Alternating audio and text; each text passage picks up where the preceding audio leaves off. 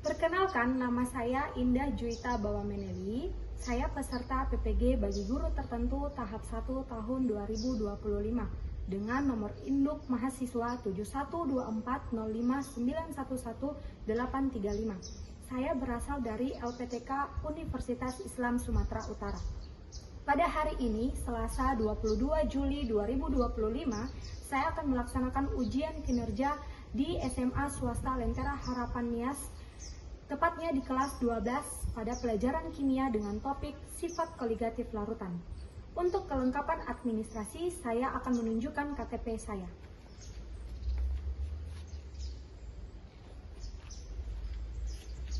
Sekian, terima kasih. Oke, selamat pagi anak-anak. Pagi, Ibu. Silakan disiapkan. Berdiri. Siapa yang mau pimpin kita dalam doa? Oke, Revan, silakan Revan.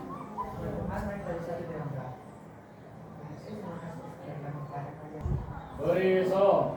Selamat siang Ibu Indah. Selamat siang, silakan duduk. Oke, gimana kabarnya hari ini? Sehat, Bu. Perasaannya bagaimana? Baik. Senang ya? Oke. Yes. Siapa yang tidak hadir? Hadir semua. Hadir semua. Oke. Nah, hari ini kita akan belajar apa kira-kira? Sifat koligatif larutan. Oke, bisa dilihat di layarnya ya. Siapa yang udah nggak sabar mau belajar tentang sifat koligatif larutan? Aku ada. Semangat ya. Nah, untuk memulai pembelajaran kita hari ini, kita coba lihat dulu suatu video, gitu ya. Nah, coba diperhatikan. Uma ser banal quererte, tutto en la vida, tutto no hay un sustituto, me parece que el orgullo que a mí ya me tiene cuco, en un rato te busco. Oke, kira-kira ini videonya tentang apa nih? Membuat es krim. Membuat es krim menggunakan apa? Es batu dan garam. Nah, pernah nggak kalian membuat es krim seperti ini? Pernah. Pernah? Gimana? Dialektif pernah. Ada yang belum pernah? Ada. Oke, beberapa juga belum pernah. Kira-kira apa sih fungsi garam di dalam pembuatan es krim ini? Kenapa garam itu harus dicampur dengan es batunya? Apa fungsi garam tersebut? Nah, bingung kan? Itu yang akan kalian cari tahu selama belajar kimia di 2JP ini. Ya, jadi sudah mulai nih bisa memikirkan. Ya, kok bisa membuat es krim tanpa menggunakan kulkas, es lemari? Hanya bermodalkan es batu dan garam. Gitu kan? Dan tentu udah pasti ini ya es krimnya sendiri gitu ya. Oke, nah masih ingat materi kita di kelas 11 dulu? Apa itu larutan? Masih ingat? Nah, coba dicari-cari tahu dulu. Oke, nah masih dicari-cari ya apa itu larutan. Nah, nanti akan ada pertanyaan seperti itu juga. Kita skip dulu. Nah, sebelumnya di sini Ibu mau tunjukin apa sih aplikatif dari sifat koligatif ini dalam kehidupan kita sehari-hari. Mengapa kita harus mempelajarinya? Ya kan? Mungkin juga kalian belum pernah dengar ya istilah koligatif. Pernah dengar atau belum? Tidak pernah kan? Nah, lalu apa sih kaitannya? Kenapa kita harus mempelajarinya? Nah, ternyata sifat koligatif larutan ini erat kaitannya dengan kehidupan kita sehari-hari tanpa kita sadari. Contoh yang pertamanya di sini adalah cairan pendingin radiator mobil atau anti beku dan anti dingin. Siapa yang punya mobil di sini? Punya mobil? Udah punya mobil Nixon? Udah ya. Siapa lagi? Nah, pernah nggak dengar radiator mobil? Hah? Pernah? Pernah ya? Nah, di sini dikatakan cairan pendingin yang yang digunakan di radiator mobil, terutama di daerah dengan suhu ekstrim, seringkali ditambahkan dengan etilen glikol, senyawa kimia, gitu ya. Nah, penambahannya itu tujuannya untuk menurunkan titik beku air dan juga menaikkan titik didih air. Maksudnya itu apa? Beku, dari kata beku itu apa? Membeku artinya apa?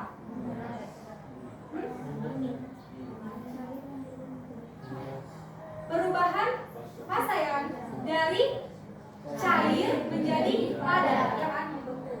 Nah, di sini ada katanya titik beku, berarti suhu ketika air itu atau cairan itu bisa berubah menjadi padat. Nah, suhu titik beku air berapa? Titik beku air berapa? Ada yang kayak tahu?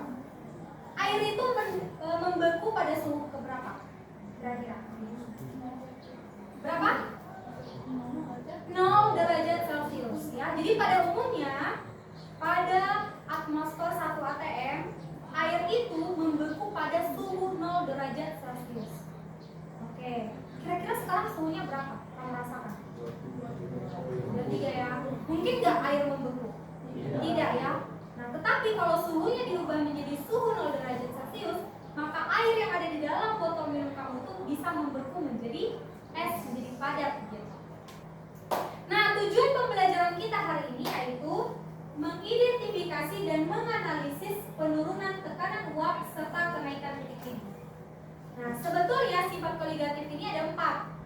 Nah, hari ini yang akan kita bahas adalah 2. Penurunan tekanan uap serta kenaikan titik didih. Kan? Tadi Ibu sudah singgung tekanan, ya kan? Ada tekanan. Kemudian Ibu singgung juga titik didih gitu. Nah, kita akan lihat. Oke, sebelumnya Ibu sudah tanya tadi, apa itu larutan? Ayo. Kira-kira apa itu larutan, Ibu?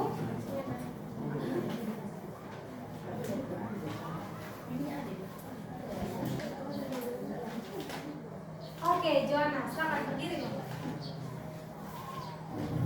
Jadi larutan itu adalah campuran dari zat pelarut dan zat Campuran dari zat pelarut dan zat terlarut. Oke, one kan? Oke, good ya. Nah, jadi larutan itu campuran dari zat terlarut dan zat pelarut. Contohnya apa? Larutan garam. Oke, kalau Ibu sebut larutan garam, berarti itu terdiri dari apa aja nih? Dari air dan garam, benar ya? Yang mana pelarutnya? Zat terlarutnya? Garam. Oke, benar ya. Nah, di sini dikatakan sifat koligatif dari larutan itu. Jadi larutan yang kita bahas sebelumnya itu memiliki sifat koligatif.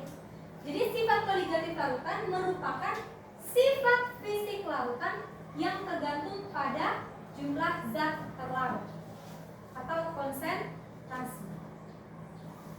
Oke.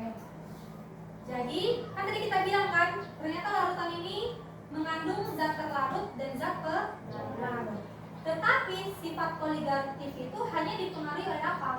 Konsentrasi zat terlarutnya. Oke, ini kan zat terlarut, konsentrasinya. Konsentrasi itu apa? Jumlahnya kan.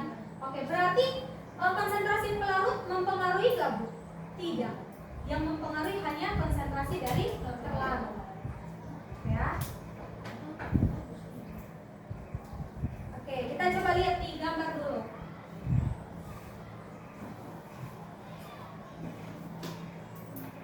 Di sini ada 2 wadah ya. Ada 2 wadah. Oke. Di wadah pertama, kita lihat ini ada partikel-partikel. Ini adalah partikel air H2O. Ya kan? Nah, ini H2O. Berarti semua sama ya komponennya H2O. Sementara di wadah kedua ada H2O, tetapi sudah dicampur dengan partikel lain yang warna kuning, yaitu NaCl. Oke, itu dua hal yang berbeda dulu. Kemudian kita lihat lagi apa perbedaannya. Kita lihat dari sini. Apa ini, Nabu? Kenapa ada yang terbang-terbang ini? Seperti apa? Iya, benar, ada uap, ya kan?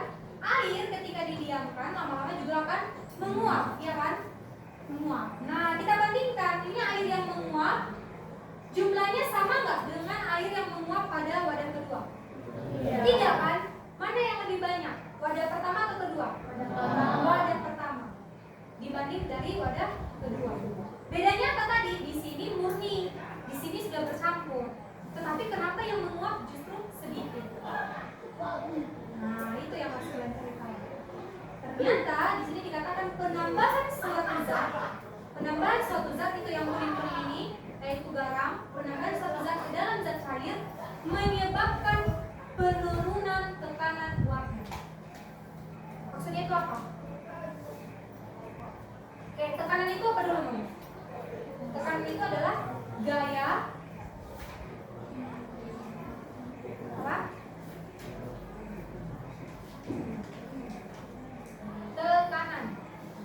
Tekanan di fisika rumusnya apa? F sama dengan P per A ya. Berarti gaya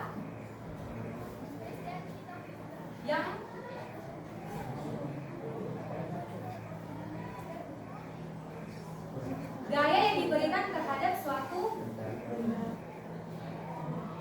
luas permukaan tertentu ya kan? Nah, coba lihat. Tekanan kan? Berarti tekanan itu pasti dari atas kan? Nah, yang memberikan tekanan di sini adalah uap-uapnya tadi. Oke. Kalau di sini kan uapnya banyak, berarti tekanannya besar kan? Karena banyak uap-uapnya, maka dia menggunakan yang di bawahnya lebih besar. Coba bandingkan di sini, uapnya lebih sedikit. Tekanannya bagaimana? Besar atau kecil? Kecil, lebih kecil dibanding wadah beruap. Kenapa hanya sedikit uap-uapnya di sini? Nah, makanya di sini dikatakan ketika kita menambahkan zat cair, zat lainnya, maka itu menurunkan tekanan uap. Tekanannya jadi berkurang. Ya, tekanan di awal kan lebih besar ya daripada. Ini contohnya ketika ada dua larutan, ada satu larut murninya hanya air dan satunya larutan dipanaskan. Nah ini jumlah partikel yang menguap itu berbeda, ya kan? Dan waktunya juga berbeda. Pada pelarut murni, partikel yang menguap itu lebih banyak, ya kan? Lebih banyak dan lebih cepat. Kayak waktunya cepat, jumlahnya juga lebih banyak. Sementara kalau dia dalam bentuk larutan, partikel air yang menguap lebih sedikit dan waktunya lebih lama. Kenapa? Karena zat-zat tambahan ini menghalangi ikatan-ikatan di dalam larutan ini. Nah, sekarang silakan diskusi dalam kelompok ya, dan rumuskan dua pertanyaan kunci yang akan kamu cari tahu jawabannya berdasarkan video animasi yang sudah ibu tunjukkan sebelumnya, berdasarkan aplikasi-aplikasinya, definisinya. Coba kalian buat dulu dua pertanyaan, kira-kira apa sih yang ingin kalian cari tahu dari materi hari ini. Kalian buat dulu, contoh pertanyaannya seperti ini. Mengapa partikel zat terlarut dapat menurunkan tekanan uap ke laut? Nah, itu contohnya. Nah, silakan kalian pikirkan di dalam kelompok kalian dua pertanyaan yang ingin kalian cari tahu jawabannya berdasarkan penjelasan ibu tadi dan juga contoh-contoh yang sudah ibu jelaskan. Silakan. Boleh dicatat di bukunya ya, dua pertanyaan yang ingin kalian jawab.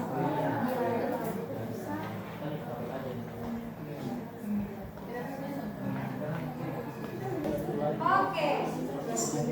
Sekarang kalian akan mengerjakan LKPD, lembar kerja peserta didik. Di sini sudah ada panduannya. Silakan dibaca dengan baik-baik. Kemudian kalian bisa menggunakan berbagai sumber untuk mencari tahu jawabannya. Ada device yang sudah kalian bawa. Kalian boleh buka YouTube, website yang bisa mendukung pembelajaran kalian, dan juga modul yang sudah ibu bagikan. Jelas tuh Bu? Jelas.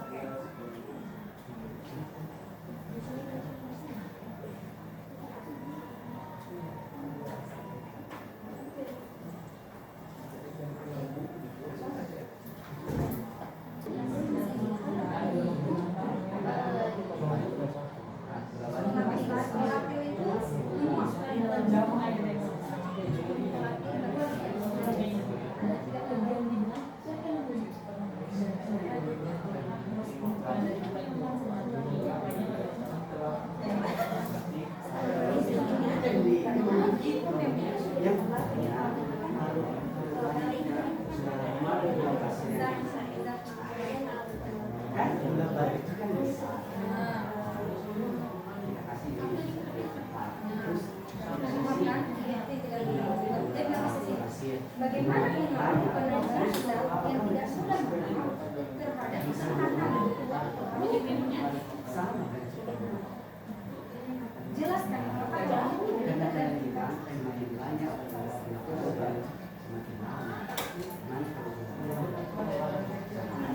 Kan dia tidak mengganggu ini kan tidak tahu. Sementara tekanan ini diberikan oleh dua pihak. Berarti kalau nggak bisa dibuka, berarti tekanannya kecil atau bahkan tidak ada ya kan?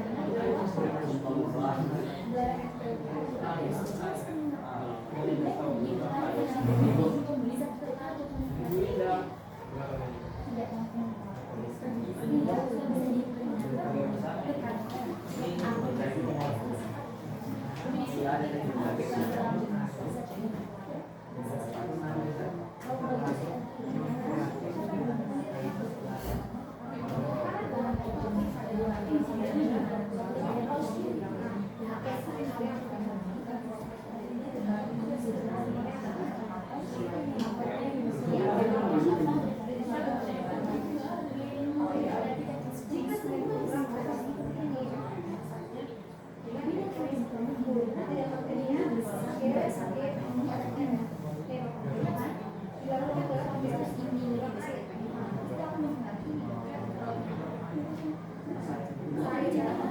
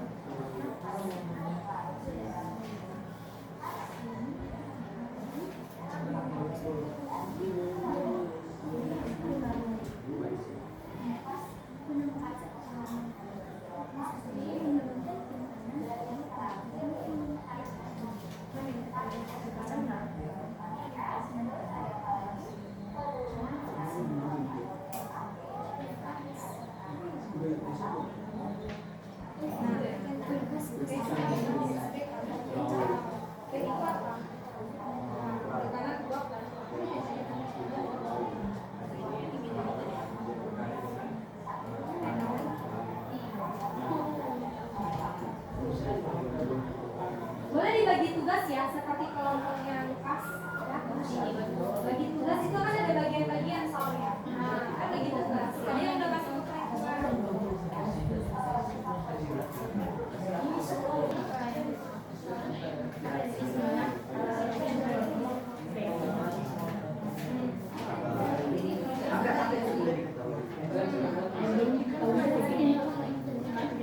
Oke, sekarang Ibu kasih waktu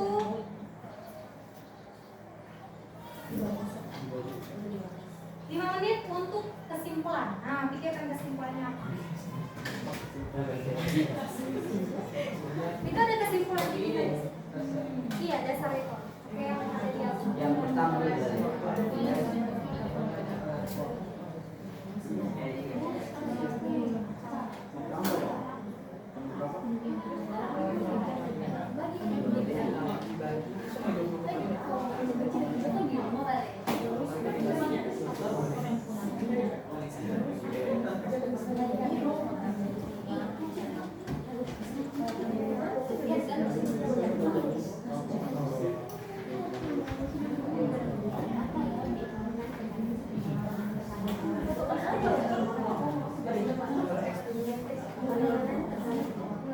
Siap ya? Pagi, siang, sore, malam. Simulasi.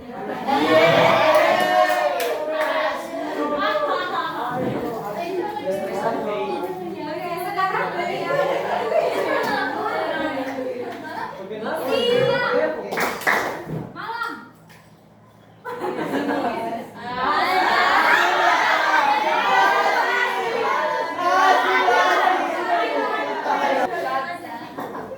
Oke, sekarang presentasi kelompok.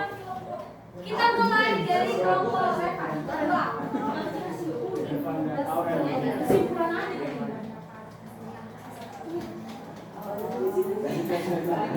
Oke, dimulai dari kelompok Rehan. Berarti siapa yang duduk? Aurel dan Rehan. Silakan.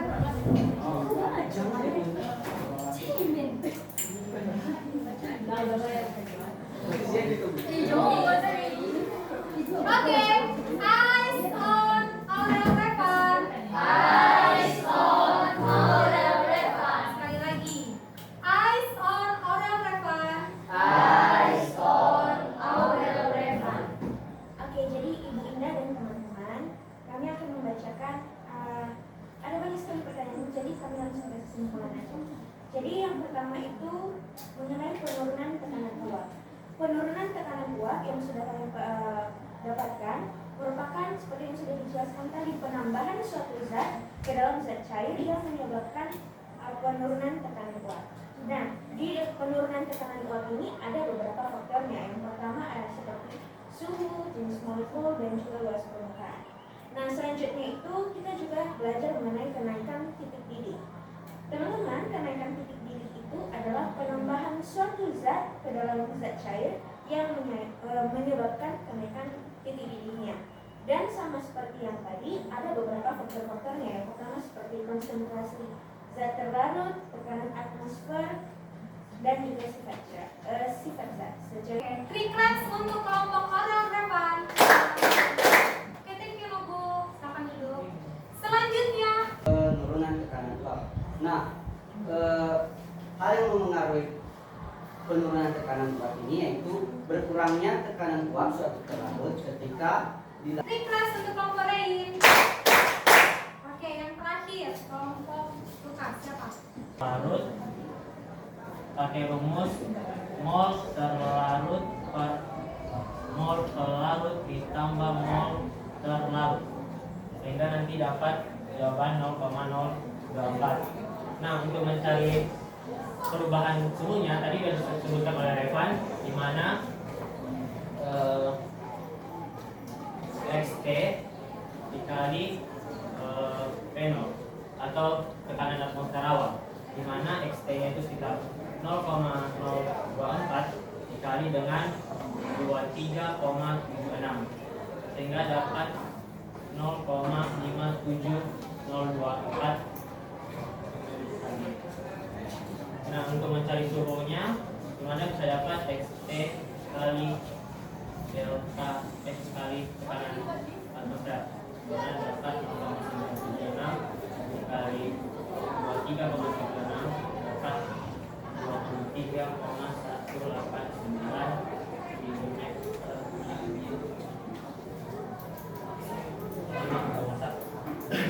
Oke, three claps untuk Lukas dan Valen.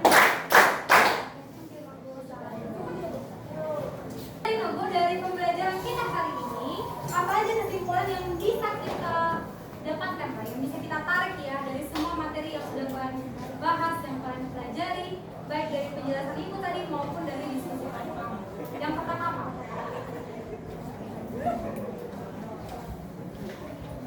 Sifat koligarki kelautan adalah sifat fisik yang dipengaruhi oleh apa? Jumlah zat terlalu. Oke, apa kamu sekali lagi?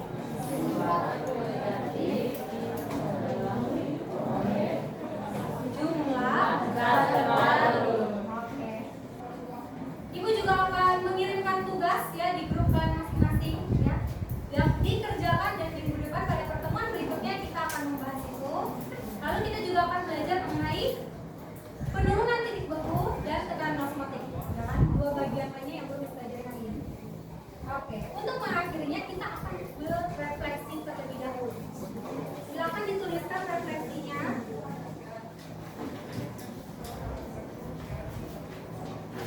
Yang paling efektif saya gunakan untuk memahami materi ini.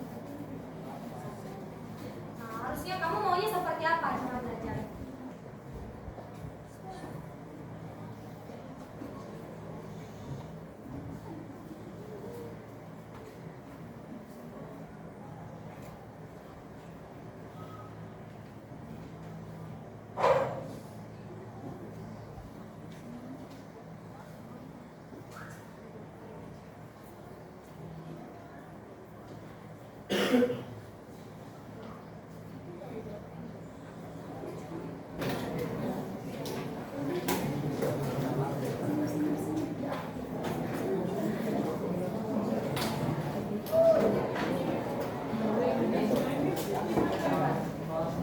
Oke, udah selesai ya. Gimana belajarnya hari ini? Seru.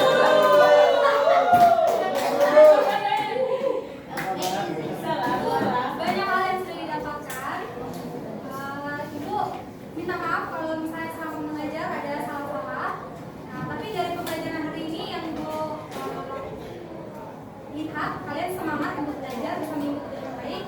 Hanya masalah waktu ya, untuk mengefektifkan waktu dalam mengerjakan setiap bagian ya, khususnya pada pengerjaan LKPD. Oke, kita akhiri buat hari ini. Minggu depan kita akan bertemu lagi. Silakan ketua kelas disiapkan.